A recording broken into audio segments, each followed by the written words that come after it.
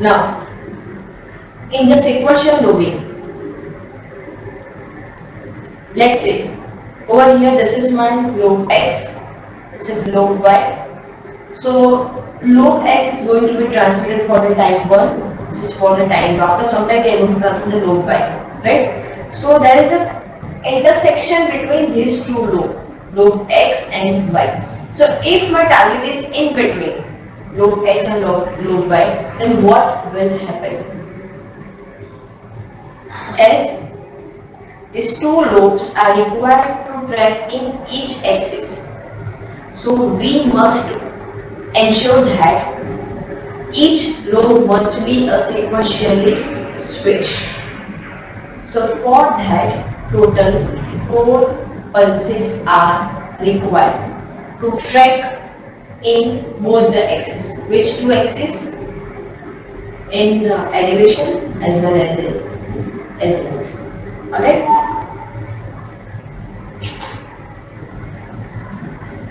As we have told, as we have studied as well, the single beam is switched between the two squinted angular position to obtain the angular measurement.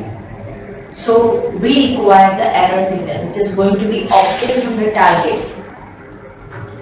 If the target is in between the intersection of these two lobes,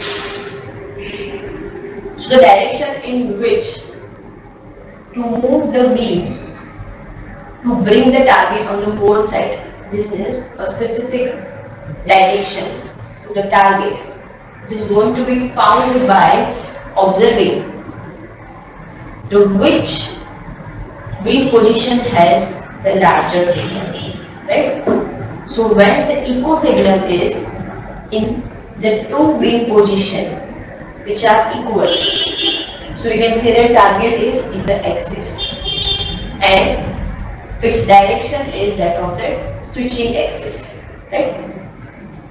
So if the orthogonal angle information is required, we need to move switching position to track that target. Alright?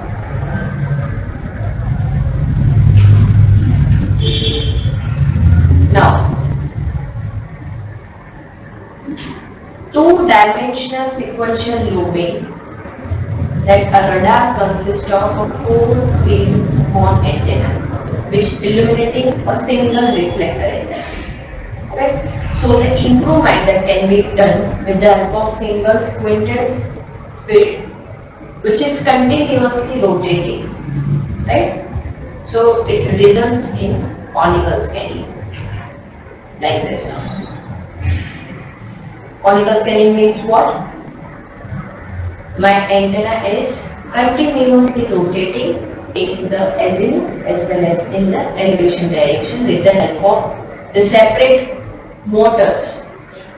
One which rotates the antenna in the azimuth direction with the help of azimuth motor, and one which rotates the antenna in the elevation direction with the help of elevation motors. Right? So the antenna is continuously rotated at the opposite angle. Right? Over here, this is my antenna, radar antenna, and this is my target. Right? So if the antenna is continuously rotating in the azimuth as well as in elevation direction, we are able to track the target. See, this is the beam. Two beams are there. Okay? One is rotating in the vertical direction and another one is rotating in the horizontal direction. Alright? So how we are supposed to redirect the beam? It is going to be done with the help of rotating field and then rotating field. So these two are types of fields. That means when the field is going to be designed to maintain the plane of polarization that is going to be rotated, it's called the rotating field, right? So it is a one which causes the plane of polarization to rotate. Why? Because we need to track the target in the azimuth as well as in the elevation direction. Right? Now we are going to compare this rotating field and rotating field. as the rotating polarization can cause the amplitude of target cosignal to change with the time for the stationary axis, stationary target which is lies on the axis. So compared to rotating field, this rotating field is more complex, right? Second, the conical scale rotational speed is around 30 revolution per second. So the same motor also drives a two-phase reference generator with the electrical outputs at the conical scale frequency that are a 90-degree phase shifted. Right? So these two outputs are going to be served as a reference signal to extract the azimuth as well as the elevation angle errors. And what we are going to do is with the help of that error. So this angle error outputs are going to be amplified and we are going to drive that antenna based on how much rotation of that angle is required in elevation as well as in the azimuth direction with the help of azimuth and the elevation servo motors, right?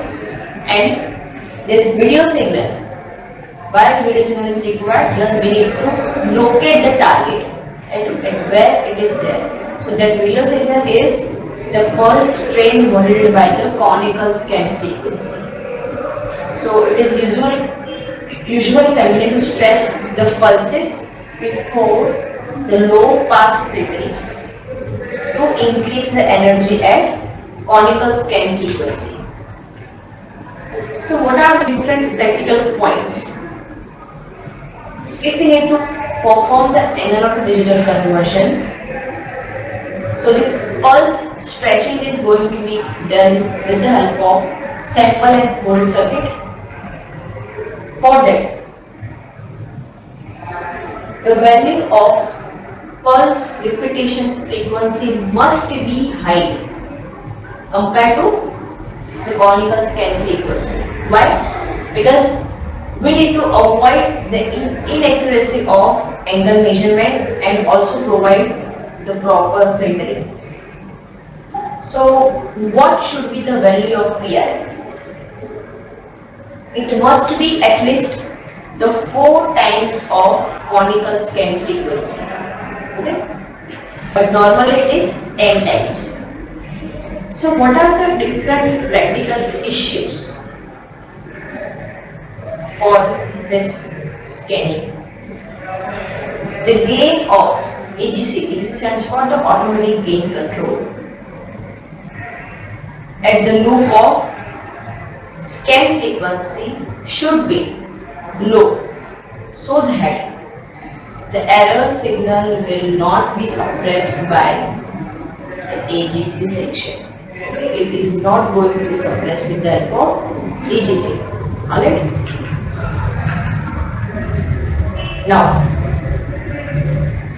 with the help of conical scale, we can say that all the targets echo signal have the same amplitude, right?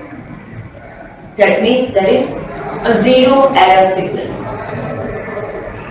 So for that there is a no action required. Secondly, over here in this diagram, we can say that whether my target is in this position and if I need to track the target with the help of tracking radar. So what we are going to do is that radar is going to transmit the signal. First beam X, then beam Y. So in between, this line stands for the tracking axis. Or we can say, what is a beam axis? In center of this beam X, it is a beam axis for beam position X and this is for the beam position Y. So with the help of this conical scan, we can say that if this is my target Alright. So what we are going to do is, this is target, and this is the time versus the amplitude of my amplitude, or we can say the voltage. So we are able to get that this signal with respect to time, and we are able to locate at which position my target is there. Right? So because of the rotation of the squinted beam and the target's offset from the rotation axis, the amplitude of echo signal is going to be modulated at the frequency which is equal to the beam rotation frequency. Secondly, the amplitude of modulation depends on the angular distance between the target direction and what is my rotational axis. Right? So the location of the target in two angle coordinates determines the phase of the conical scan modulation, which is relative to the conical scan beam rotation. Right? So this scan modulation is going to be extracted from the echo signal, and it is going to be applied to the input of servo controlled motor. Why? Because we need to fix the antenna position axis onto the target, right? So that we are able to properly track the target. So for that we require two servo motor, as I have told you. First one is for azimut, second one is for the elevation. Okay.